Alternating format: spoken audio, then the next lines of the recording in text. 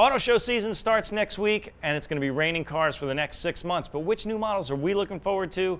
I've got Alex Nunez from roadandtrack.com on the couch today. We're going to talk about that. That's today on After Drive.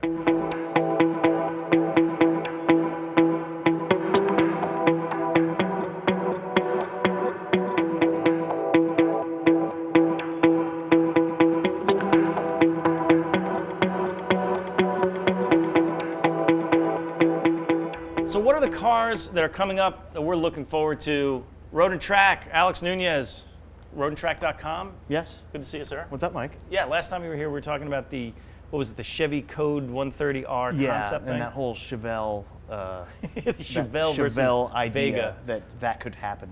Yes, but today we're going to talk about cars that we might actually see, although or that we know are coming that we may not have seen yet. Exactly.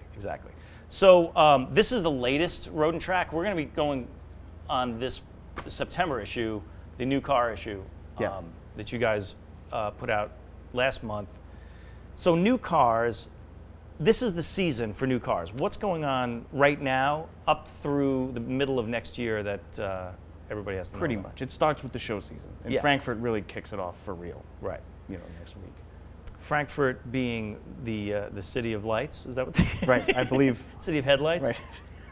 Right. Headlights? I didn't say headlights. I don't think you said that. Right. But the Frankfurt show is really the first show of the new car circuit, I guess they call it. Yeah, and because it's the biggest European show, there's going to be a ton of big, Euro stuff. Exactly. And then the next show after that is really LA, which is sort of big-ish. LA is big-ish. I mean, LA is going to have some important stuff as well. Yeah.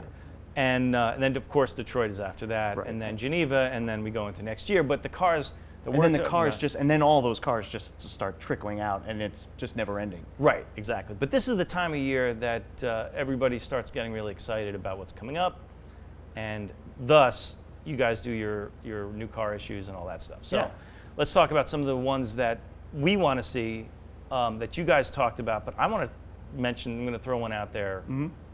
Alfa Romeo 4C. What's the deal with that thing? It's going to be fantastic. It's going to be fantastic. Okay, I'm just going to say the problem is that everybody's talking about only going to be a dual clutch, kind of like the Porsche 911 GT3 and the turbo. Yep. So no manual. So people are a little bit pissed off. Some people are, pissed off, but it's not going to change how good the car is going to be. Right. I mean, the reality is the dual clutch transmissions. I don't have the big hang up about this that a lot of other people have. Manual is awesome, but a good dual clutch is really rewarding to drive, and you can really kick the piss out of the car. That's the thing. I mean, at this point in the development of them, they're really good. I think that the skill of driving, is probably going to be one of those things that will actually have some bragging rights eventually, where people can do a heel-toe shift, and actually, and I drive a Caterham, and that's the only car that comes with manual. Right. So of course, but it'll be more like, it actually will have some power sport cred. So the Alfa Romeo 4C probably won't see it too soon, and it won't have manual. But one car that we will see sooner than that with a manual is the BMW M4.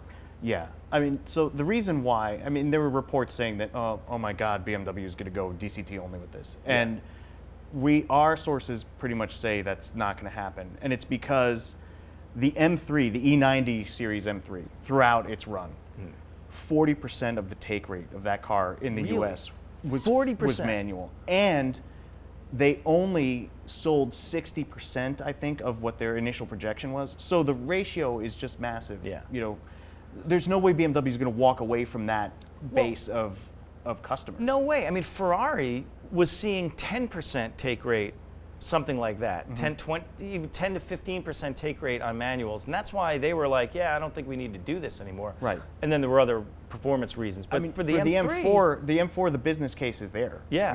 It's right there in the take rate for the manual in the current car. So maybe it won't launch with the stick, but there's no way that car's not getting a stick. Yeah. So we saw it in Pebble Beach. Yep. It looks really, really nice. The funny thing is that when we posted it, Jalopnik posted it, there was a really mixed reaction to the styling. So in some ways, I think it kind of splits the difference between the E92 and going back to the E46 a little bit. It's a little more rounded, but it still has that aggressive front. Now, the one thing I noticed is the amount of intake space in the front. So that means, not obviously, people know this, but it's not going to be a V8 anymore. Right. It'll be a twin turbo inline six. Yeah. So imagine basically monster version of the 435i. Right. Know, if at the very least, and whatever the number is, if it's 420 or whatever. Right, because they were talking about 420. That's the number they was throwing. And BMW is just going to be lying anyway, because I think that they wildly underrate these engines too. If you've driven the new M6 or like the M6 Grand Coupe, it's 560 horsepower, and it's a big, and it's not a light car or anything like that. Right, and it's as fast as a Stingray. Yeah, it's Corvette fast. So please. Yeah, I mean, and it's what 4,200 pounds, Yeah, something like that. I mean, 4,500 you're getting close to sort of Bentley weight there. Right, sure. And And we it's all- still quick. So yeah. 560 seems a little bit light. But otherwise, it'll be lighter, so more aluminum and carbon fiber, right? 220 pounds or so lighter, they're talking about. More like it's going to be more of a traditional M car compared to the current one, and that's not even. I'm not even trying to throw dirt on the current one. The current one is Yeah. a sick car, Right. and it's a ton of fun. But this should be really, really good. Yeah, so they're actually hopefully going back a little bit, maybe, back to what the M car, I mean, yeah, everybody looks at the E46 as kind of a high watermark in terms of combined, maybe not in power, but in sort of drivability and sort of Right. driving experience. If it's the perfect Venn diagram of all the things Right. that you would want. Right. And I think this is a step back in that, more towards that direction. Which is good. Yeah. Design-wise, I really like it. It looks great up close. I don't think the photos do it much justice because I took them and they kind of suck because of for But no, I obvious didn't see it. reasons. I wasn't at Pebble, so I didn't see But- it in person. I've but only in seen person- the photos. But I think the 4 Series looks good anyway. So Yeah. I mean, this is a really mean-looking 4, which is Right. what you want, which is what it has to be, obviously. So a lot of horsepower, turbocharged inline six, Lighter. It's going to handle. I mean, It's going to handle. Is there anything else we know about it so far? other than Because they haven't talked about it at all. No, with it. no, they haven't really. But Yeah. other than that, there's no way it doesn't come in the state. Yeah. Also, a footnote to that, we're also waiting, although this isn't definite, and this isn't coming out anytime soon, is the M2, which is going to be the sort of 1 Series M, the thing that would actually become what the 1 Series M didn't fulfill, which is Right. there weren't enough of them made. So we'll see. I'm not sure. Yeah, that's totally speculation. on Yeah, that one. that's total speculation. They'll do whatever they want. If they see an opportunity to sell a car, they'll make it. I But- think that from what I've talked to them, from what I've heard, they're really inside the company. The people that are involved in M are really excited about doing something like an M2. But the they're going to business have case that isn't 230. They're going to have a 235i, they're going to have an M235i, which might be as far as it gets Right. with that car. I don't know that you'll see a full-blown M car Yeah. again. I mean, that M235i is going to get really close to where it needs to be. Okay. All right, so that's BMW. I'm going to throw one car out here that we're not going to get because our European friends are going to be really happy about this. It's the Honda Civic Type R, the next one. It's going to be a monster, WTCC racing team inspired, Yep. kind of, could be 300 horsepower. Spy shots have been out there, Yes, true. already. Yeah. So, you guys are lucky. We're not going to get it so far, but unless We're not going to get it because they will never send that body here. that's true. That's true. There's the They body will issue never. too. It's a totally different car. Yeah, I it is mean, different. our Type R would have to be a Civic sedan or a Civic, Right. or more ideally a coupe. It's Right. just unlikely. Yeah. And We get the SI. We do get the SI, which has no horsepower. Anyway, so I'm just throwing that out there. Also, what else? Oh, let's talk Mustang really quickly Yeah. because that's another one that it's not gonna be out next year, but it's gonna be definitely at the Detroit Auto Show. Yeah, Or I mean, most I think people we'll think see. it will be. From what I understand is we'll see the car in December. It'll be at Detroit, and the Mustang. I mean, the Mustang is the one that I'm personally most looking forward to. Yeah. It's the V6 is you're gonna have that as the base car again. Okay. 300 horsepower, whatever it is. Then it'll step up to the 2.3 EcoBoost, which I think is going to be something like 350 horsepower.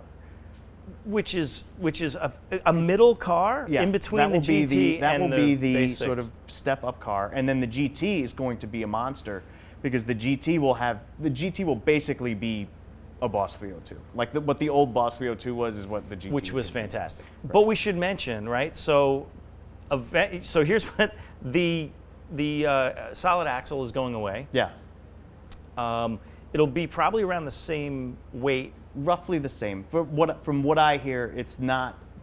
Don't look for a big dramatic weight change. The dramatic stuff will be in the styling, though.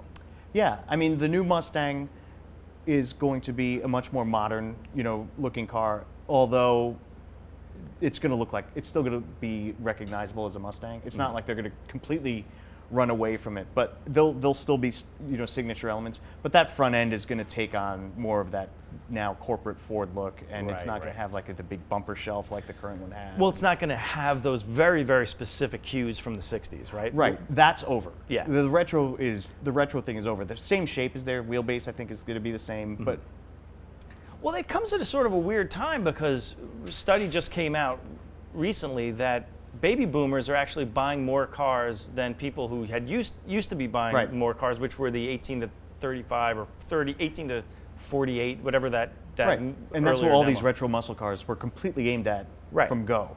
Yeah. So now they're going to be. It's going to be more forward-looking design, and you're going to. I don't know if that's going to matter for the Mustang. It's going to be more forward-looking, but like I said, it's still going to be very obviously a Mustang. I'm really happy though that they are actually doing that instead of. Well, you get stuck. You can't get stuck in that rut because Yeah. I mean, what's Chrysler going to do? I mean, what can you do with the Challenger?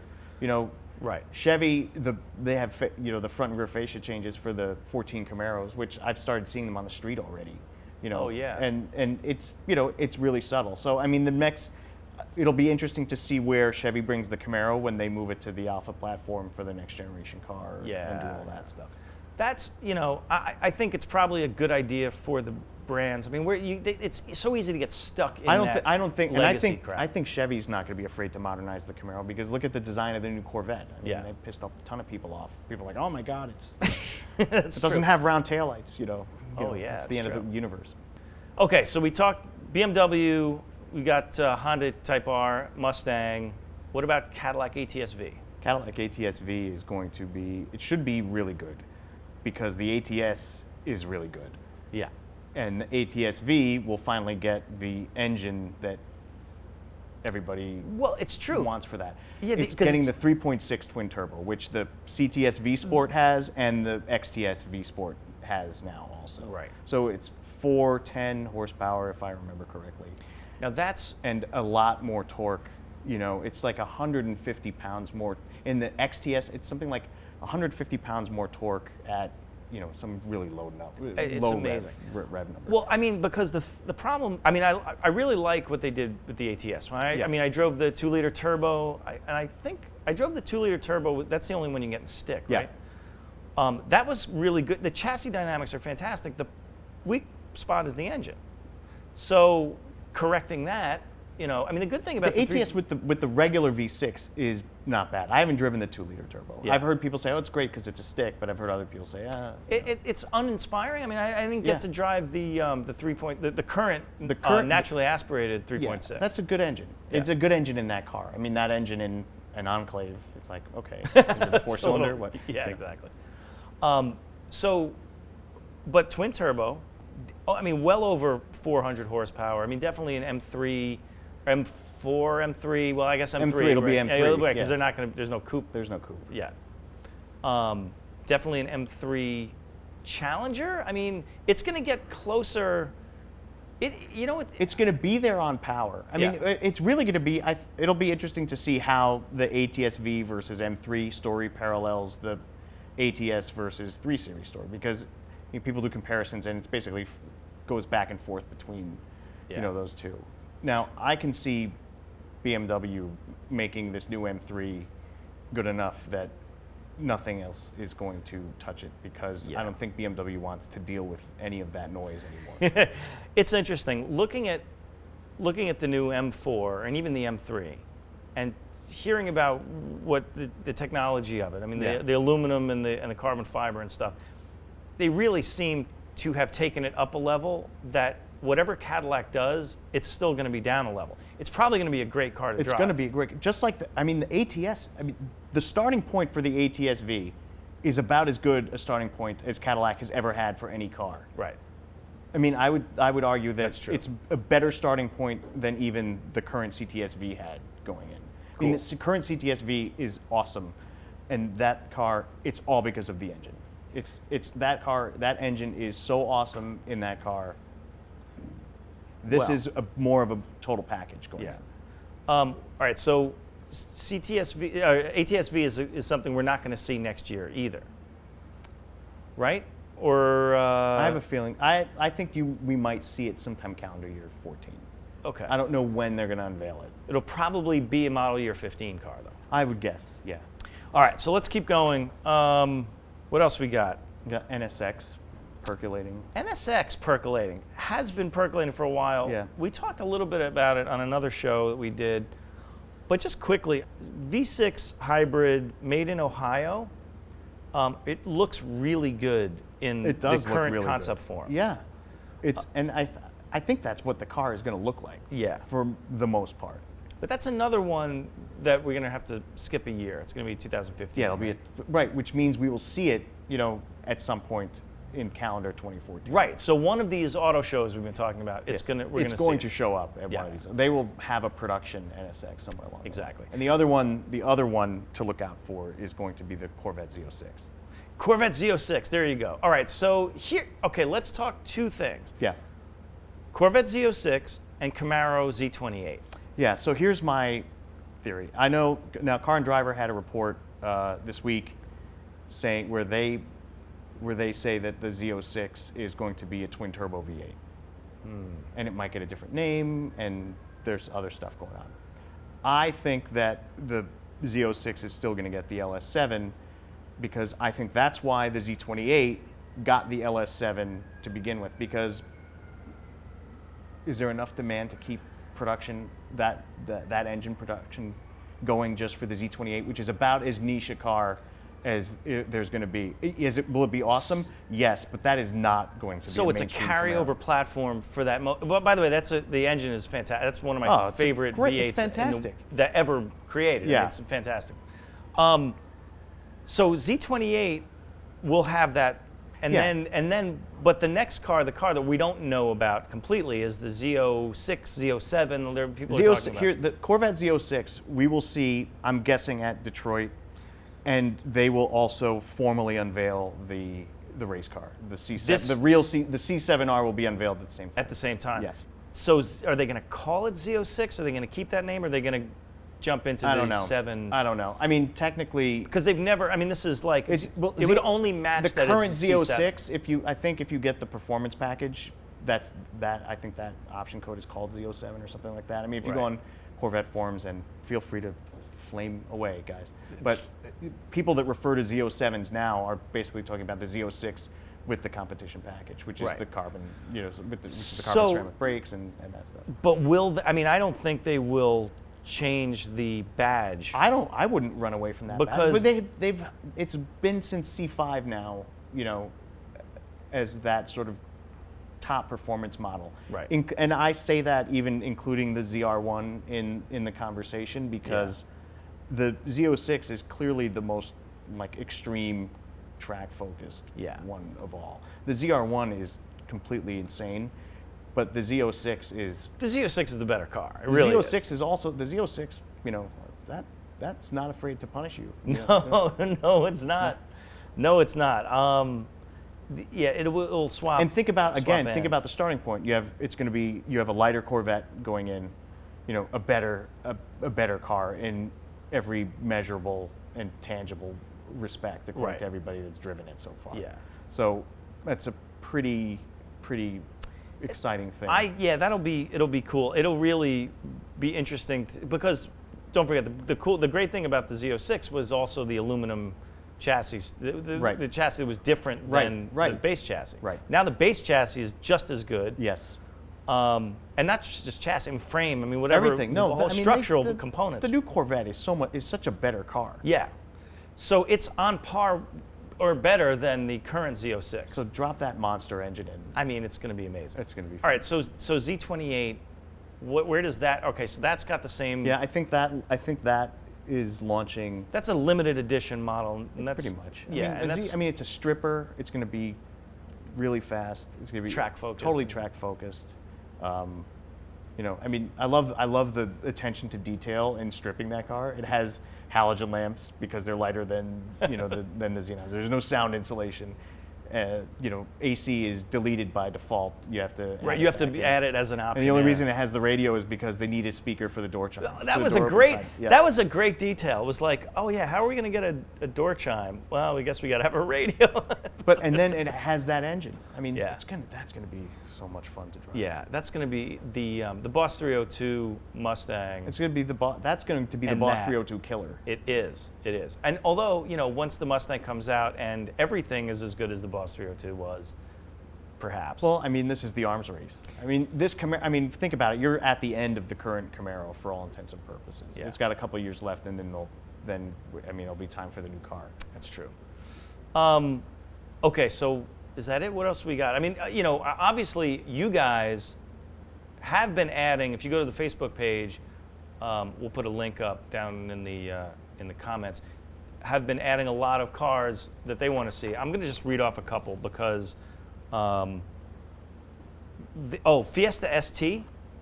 Fiesta ST, I didn't drive it, but our editor Chris Cantle just drove it. And Yeah. he likes it more than the Focus ST. He says it's more fun. It's the car to have. It's the one. It's, from what I'm told, it's the one. Okay. Let's burn through these. Oh, okay, another one. The new Mazda Miata and the Alfa Romeo Mazda Miata Spider collaboration. Yes. So that's looking out further. That's one from Facebook. I can't wait to see somebody that. else mention there was one sort of left field car in that list too. Yeah, well, there's the Supra. I'll believe it when I see it. I don't. Yeah, I'm gonna have to wait until Lexus puts out their coupe, and maybe if Toyota brings over a version. Yeah. They don't have a platform for it right now? They don't have a platform for it. There's not even a turbocharged FRS, you know, so they don't have a Turbo 8.6, and there's no evidence that car is ever coming. Right. Either. So, yeah, would it be great for there to be a Supra? Yes. Like I said, believe it. Okay. Also, we didn't mention with the Miata, lighter, sort of more stripped down, kind of, they've been letting journalists drive that Super 20 concept that they did. I think they've been doing that because they want people to feel what the next Miata, the benchmark for the next Miata is going to be like. That Super 20 concept has a huge amount of miles on it. It has 30,000 miles of journalist miles. Those are not. It's pretty Those are insane. not soft miles. No, those are not soft miles. And it's funny. I drove that a year ago, and Travis from Jalopnik just drove it again. Davey, at Pebble. Yeah, right. At Pebble. Davey from Auto Week had it, Yep. 2 years ago. It's like for 2 years they've been I mean, they don't have anything else that's that exciting. And it's such a great it's great such a looking, great car, and it's got it has all the things that you want that car to be. Yeah, exactly. It's got the torsion bars that are bigger than the current ones. It's just it handles better. I mean, it just feels like the Miata should feel. I love it. It's the reason why people mod their Miata. I love the fact that that's a show car that they built that they just are continuing to keep running and putting in as many people's hands as possible. Exactly. All right, real quick. I guess the whatever the BRZ STI Subaru is. Listen, that whole thing was ridiculous when everybody went bananas when those images came out. Yeah. And that's all that car's ever going to be. I think, 500 cars? Like all those TS cars always are. Yeah. That's another one that remains to be seen. You're not going to see that. You're not going to see that at like LA or anything.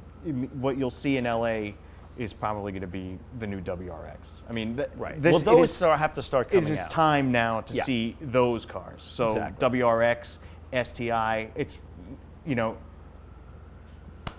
that's the current ones, it's time to go. It's time to go. Yeah, it's time to go. Great cars, but time to upgrade those. Yes, it's time to upgrade. Okay, the smaller Z car, the Nissan, Sub-Z. the Sub-Z, the Nissan below the 370. That's still like in the ether somewhere. I would love to see that. I mean, I'd love to see that because the Zs get expensive now. Yeah. I just drove a Z Roadster and it was 51 grand. What? Which is 51 grand. Yeah. That's like the $102,000 Boxster. Right. It's well, like, I mean, and that's easy to do. You can that's probably not build a that hard. $102,000 M3 too. Right. I mean, if you're talking about Porsche Exactly. and BMW, it's like engineered to be able to cost six figures if you wanted to. Not hard to do that. Okay, here's one: the Cherokee Trailhawk V6. I'll tell you something. When I first saw the first pictures of that Cherokee, I was like, oh my God, it's a disaster. Yeah.